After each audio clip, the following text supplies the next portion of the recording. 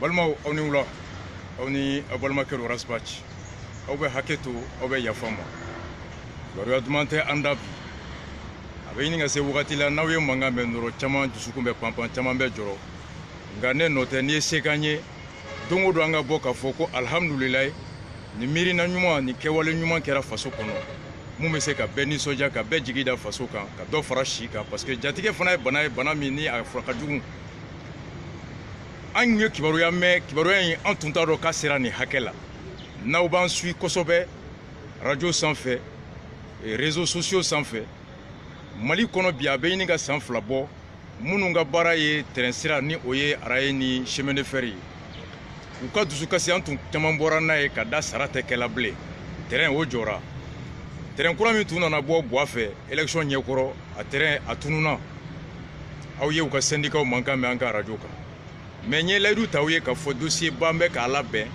parce que entre temps Djibiri Nama Keita mun tun ye chemin de fer ɲɛmɔgɔ ye ale wulila et an ka investigation an na bɔ dossier ka dossier minnu ni a y'a to an ye yɔrɔ in faamuyali faamu kosɛbɛ nka an tun ma mun faamu kuma bɛɛ an tun b'a mɛn a kɔnɔ ka fɔ ko chemin de fer bɛ tɛmɛ yɔrɔ min ɛ ko yen yɔrɔ bɛ feerela Korofina yan fan fɛ Jelibugu yan fan fɛ Dumanzana fo ka taa fo Kulukoro mais an tun t'a dɔn ko a feerela ka se fo nin hakɛ la wa k'a ye kɔlɔlɔ lase maliyɛnw ma fo ka se nin hakɛ la fo tile fila in na alors an yɛrɛ wulila sisan k'an bɛ n'a lajɛ ala y'a kɛ an nana ka na ye fɛn y'an ɲɛ la o y'a to an ko an tɛ se ka fɔ an b'an ɲɛ da kan ka taa fɔ et que a ka d'an ye an bɛ mun ye bi an bɛ mun mɛn aw ni anw an ka tila an ni ɲɔgɔn cɛ en direct parce que faso jɔ la mɔgɔ kelen ka hakili man dɔgɔn faso jɔ la mɔgɔ kelen t'a bɛɛ ye n'o tɛ n tun nakun ye ka na ɲɛ da kan araba nata grand dossier la ka émission k'a kan mais ɲɛ bɛ fɛn dɔ ye da tɛ se k'a bɛɛ lakali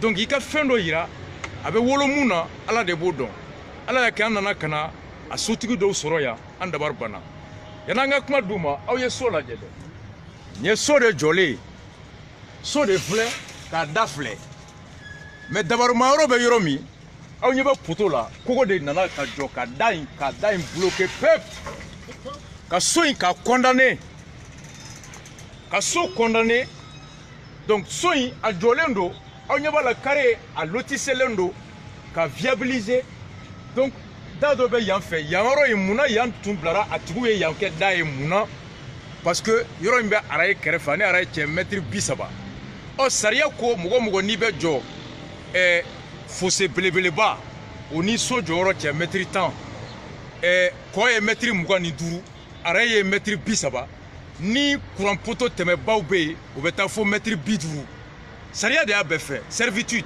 10 mètres quand il s'agit des cours d'eau ou bien des caniveaux mun ni bateau tɛ se ka flotter kan mais tout cours d'eau ou pirogue bɛ se ka boli a kan kulu bɛ se ka boli a kan 25 mètres mais araye ni so cɛ 25 o ye 30 mètres ye donc les transports de haute tension n'o ye courant baw la tɛmɛ o ye 50 jusqu'à 100 mètres ye ka da fɛn kan ɔ so de filɛ nka so wɛrɛ kana losi sumasuman kɛ fo ka da tugu ka da condamné ka so condamné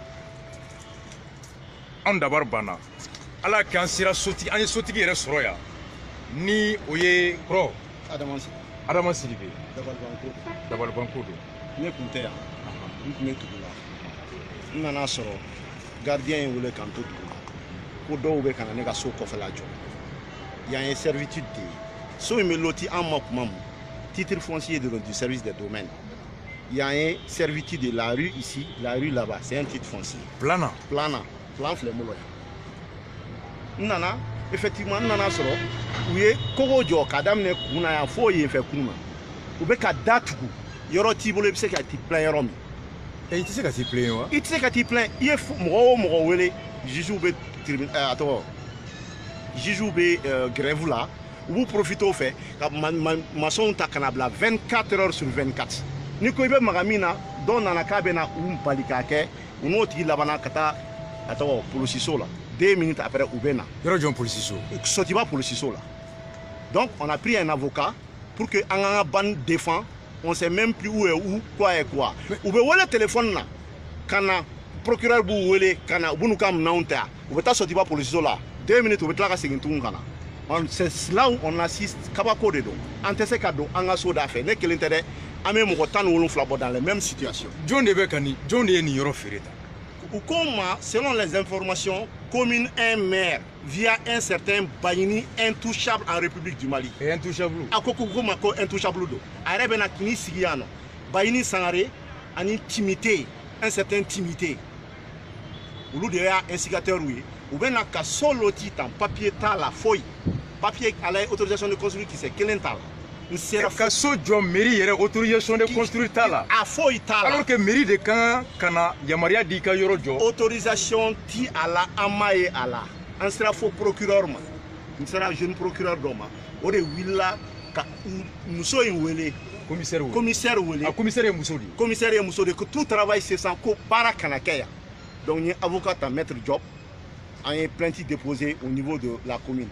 Mais bon fana kalama urbanisme ni Adama Sangare wole ka fay. Mais Bamako maire central wole ka fay. Aye urbanisme mo wole je pense que où y papier ke ka blagata tribunal là. Donc Bayini Sangare Nkoko il est intouchable. Timothée Koko il est intouchable. Ou mo saba mo nani ou nous siya. We wari mine mo la ka so clôture ni ay. Ni so nous abe tout identique comme dit pour na fo kuna. Autorisation tala wa clôture ka gardien ni so ka kono. Quand bali kante do anga so dafi. Da condamné. Da condamné les fleurs. Ni ta condamné les fleurs. Ah, ni doure au condamné les fleurs. Ni lotissement la servitude de raï de Rambia. Raï betuna. Ni tigi be ane. Ni tigi be abemi. Ah, ay da tigi. Pro jamduma. Jibo Umar Jibo. Ya ko roye. Ya ngoro kuma nga chokoroba bana ma me ko. Anye be puto be ni fana la. Chokoroba bana. Ala ka dawro sumaya. Ayan ko kiti malaka. Ni me fera mo kuma mina ya fana plan na ya karedi. Ya karedi. So servitude. Ayira la auna. Ale kulukulu ti se ka joyan kuma to soma. She kulukulu. Awo. Afiri kuma ufa. Awo. Awma. Awo. Kwali she kulukulu ako na Ti se ka joyan. E bi se ka mun ke ba ke jardin sigi wa nun do ye. Pour que ka yiru turu ni bi fe ka yere lafiya e bi ni se. Ibe bo kisi. E bi bo kisi. Ya ndaboro de kama. Ma ama blankuna ka fo ko ya me na joka ke soye. Non, en six ni balla on a damna domina ne ni wole asra lebi e kuma yoro me Canada e si ya fami afana aka mo wole kan korota voilà mo klenti se ka ko ke e si ya fami andun bon jamana ngono arasa e ba do ni setiye ça dire be me ke ye de kan donc bon ne fana ni wole ala nana ke akoko Umar Jibo nkono mira ni nana donc amake to am amake ala nana ke nana domina o dugusajɛ a wulila baara la donc Dieu merci bon a ko kɔni bɛ ka sira sɔrɔ ala n'ale yɛrɛ barika kama bon comme e fɛnɛ nana donc n'aw bɛɛ farala a fanga fara ɲɔgɔn kan ala b'anw dɛmɛ kuma min ne bolo k'a fɔ o ye o ye. Merci. Donc Kro. Oui. Olu de yɔrɔ in bɛɛ la kori tan. Awɔ. Ko mɔgɔ wɛrɛw fana b'a la. Bɛɛ bɛ yan ka taa ta.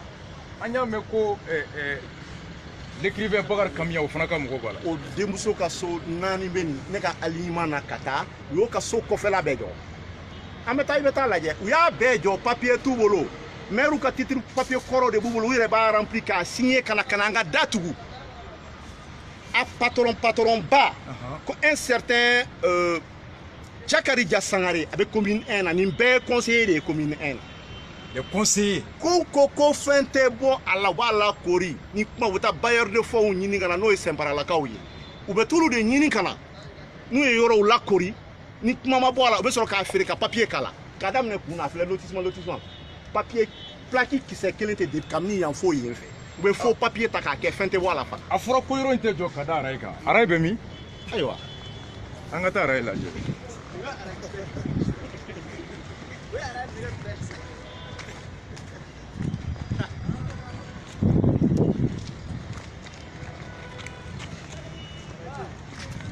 Kɔrɔ araye bɛ fan jɔ wa. araye tun bɛ yan dɛ. Ma araye bɔ. araye bɛ tɛmɛ min. ayi ko araye bɛ min. Ayiwa u ye araye bɛɛ bɔ.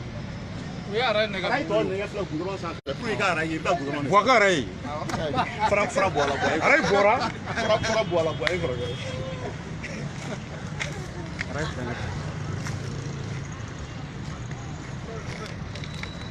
C'est vrai, on va arrêter de flèche.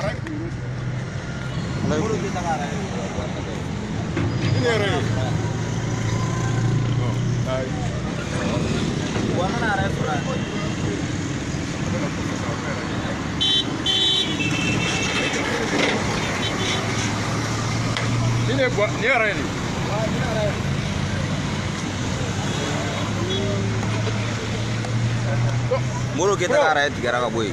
Ni ara kelen de peut continuer. Ni ne ta fo kuru. Donc ni ara kelen de tun bilara. Ali borate o so mu do. Ali borate. Ala ye borata la do. Mais nous les soldats, vous rêvez pour moi. Ne ta do. Ko te bo ko ni be karla ka boy. Ko to to anda.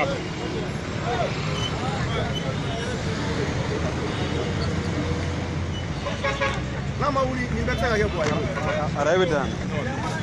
Arrête d'enfler. Boaga terrain bɛ dan yan. Kɔrɔ i ka boaga terrain bɛ, ni arrête dan yan. C'est à cause de ces rails qu'on avait dit que so wɛrɛ tɛ jɔ. Effectivement, diɲɛ fan bɛɛ c'est ça. An ka taa. Ye cɛncɛnw de fana boli a. Bɛna nu camion ye nin de fɛ ka a donna ka cɛncɛn bɔ. An ka so bɛɛ filɛ nin ye. Ji bɛ bɔ yan de fɛ. Solution t'an bolo. Toutes nos maisons seront inondées.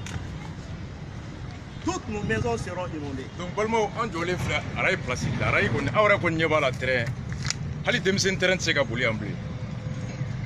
Donc n'i y'a ɲɛsin ta olu mana so jɔ yan i yɛrɛ ka kuma ni san nana ji bɔyɔrɔ tɛ yen bilen. Ji bɔyɔrɔ tɛ yen. So bɛɛ bɛ inondé. An ka ji bɛ bɔ kɔfɛ donc ni san nana dɔrɔn ji bɛ bɔ kɔfɛ donc u kɛlen ka nin mun kɛ sisan ji bɔyɔrɔ tɛ yen ni san nana dɔrɔn ji bɛ don fan ka fɔ. Aw bɛ inondé so kɔnɔna la yen. An ka so lajɛ. Autorisation de construire bɛ yen. L'autorisation de construire là-bas c'est la rue, ici c'est la rue. A papier bɛɛ bɛ yan. Rue. Non, on a tous les documents. Mercredi balimaw dossier bɛɛ de bɛ yan. Ou que papier bébou, titre foncier, autorisation de construire, le plan qui prévoit cette partie comme étant la rue, une servitude. Faut que ce kaka kono jardin ko, ka chemin fer bla terrain ga teme, mo ga lafia ji monana diga temero sur kana kasara lase. O de ferelen flenie. O de jolen flé ka fere ani ara cha te metri tambo, ara yere temble, ara yere koni o wula. Papier tala, plaque tala, autorisation de construire tala. Et c'est le maire. C'est les mêmes trucs identiques. C'est le maire qui autorise ça. Maire ou li a fere bagay. Maire Mounumbe on va pas se laisser faire. Ah non. On va pas se laisser faire. Ni bête ça ka ke boyer. Ayi ni bête boyer. Ni bête boyer. On va pas se laisser faire. En wolodu fa dugu de ya. Parce que normalement, mana to an waati. Ay amase ci la, on va pas se rendre justice d'abord. Mais femi ayi justice de lo nan se ka ta justice ko. Mais femi ya dabar banko ye an ka ji yɔrɔ yira. Femi ya dabar banko ye. Femi ya dabar banko ye. Ni ye ko ye ko min le maire, par miracle, est de RPM. Bayni est de l'URD. C'est comme si c'est ce qui est grave. Donc, ni tchétchène de Yasundoro. Donc, ni beso de ton écart. Et puis, identique. Pour te dire que tout est identique. C'est la mairie de la commune 1. On veut justice. Voilà. C'est le jeune procureur un certain Yatara qui a donné l'instruction d'arrêter tous les travaux jusqu'à nouvel ordre. Commune 1 procureur. Commune 1 procureur substitut. Il est jeune. Son solution moi sera là et amené. Très courageux. Très courageux. Non, procureur. Mercredi nyala suna me janjo fa. Kombalmao. Ni tunye anye ye munye. Papier bambulo. Ale kelenta te famille chamanga papier nana di ama. Anye ni munye. Kata araye ka dan sira la ka araye bɔ ka araye place firi ka maaw ka da geren u tɛ bɔ o kɛbaga mairie min ka baara ye ka sigi o kɛcogo ɲuman k'o kɔlɔsi plan kɔnɔ mɔgɔ kana bɔ plan kɔnɔ mɔgɔ kana don bɔ plan kɔfɛ o kama mairie bɛɛ kɔnɔ service dɔ bɛ n'a bɛ fɔ o ma ko service d'urbanisme o service d'urbanisme jamana ye dugu kelen feri ma cogo cogo commune kɔnɔ a b'a feere ma yɔrɔ la yɔrɔ min dabɔra sigiyɔrɔ kama o yɔrɔ so jɔli i bɛ so plan kɛ fɔlɔ ka na n'a ye mairie b'a lajɛ i b'a fɛ ka so sugu min jɔ n'o so sugu o yamaruyalen bɛ ka jɔ o yɔrɔ la si le plan est conforme au type d'habitation prévu dans le plan on va autoriser i ka taa jɔ mais quand le plan n'est pas conforme au type d'habitation prévu mairie tɛ avis favorable d'i ma n'i ma sɔn u ka inspecteur mana lajɛ u b'i verbaliser k'i ka minɛnw cɛ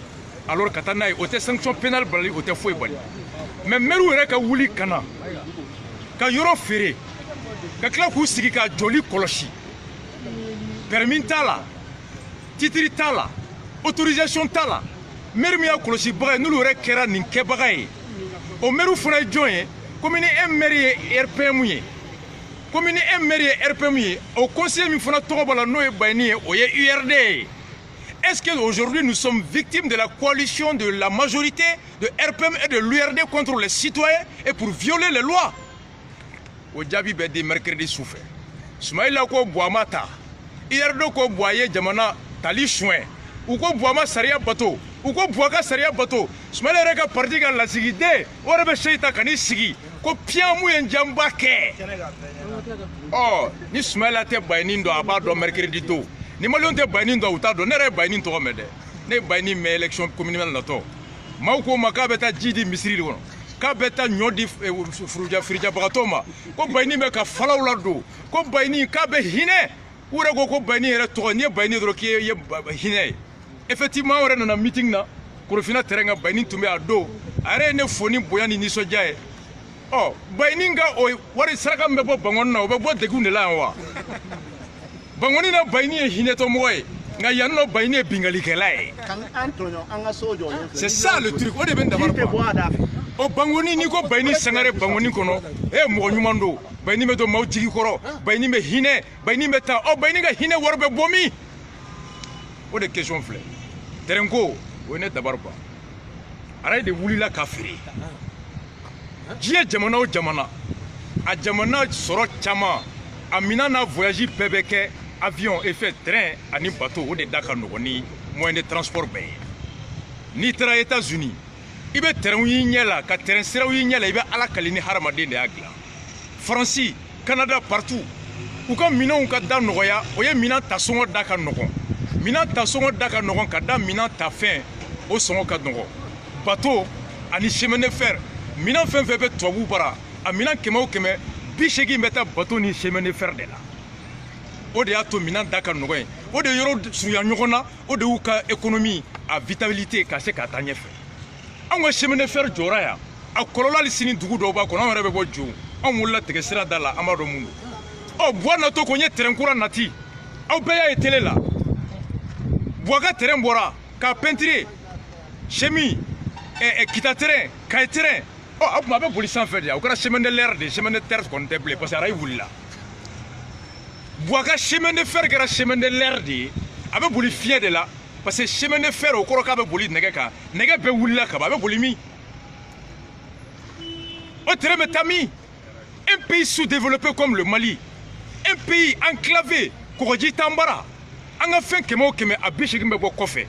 O bishigi mbebo kofe kana o kome do terrain ani mobili de la. Sira Tambara ni terrain be obe mina nali songo nogoya hali harama den ka transport daka nogo e terrain na ni mobili mina o daka nogo terrain na ni mobili o ni on jera terrain go ko sebe on de quand on se ka fenta femi sebe anye un pays qui renonce à son chemin de fer, un pays qui enlève ses rails, un pays qui renonce à développer le transport des chemins de fer. Quel est le résultat? Quelle est la finalité? Quel est l'avenir de ce pays?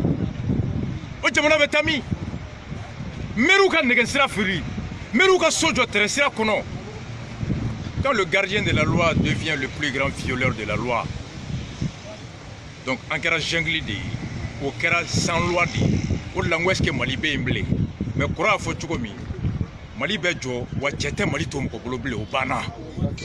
Moshi ne ninte foite ne ninte fenrete na fora ko mo fatate fanininte na fora ko mo batate baneninte au cours de camp be fa de taille Mali en be ba de taille Mali ni Mali ɲana hɛrɛ b'an bɛɛ ye n'a tiɲɛna si tɛ kisa kɔlɔlɔ ma nin tun ye dossier ɲɛbila ye ni Ala ni kira sɔnna ma mercredi don su fɛ a dossier b'an bolo an bɛ na n'a ye titre foncier autorisation commissaire min bɛ ka mɔɔw minɛ procureur min ye baara ɲuman nin kɛ mairie kɔnɔ agent minnu ye nin acte in complicité alors an bɛ bɔ n'a bɛɛ ni Ala ni kira sɔnna ma et comme on le dit now we see the light we gonna stand up and fight for your right kɛlɛ o tɛ jɔ nin de tun b'an bolo k'a fɔ a ye bi one love à vous tous.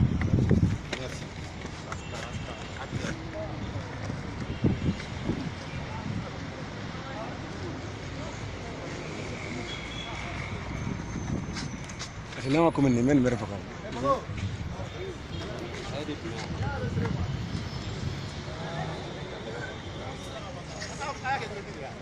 Atau bukan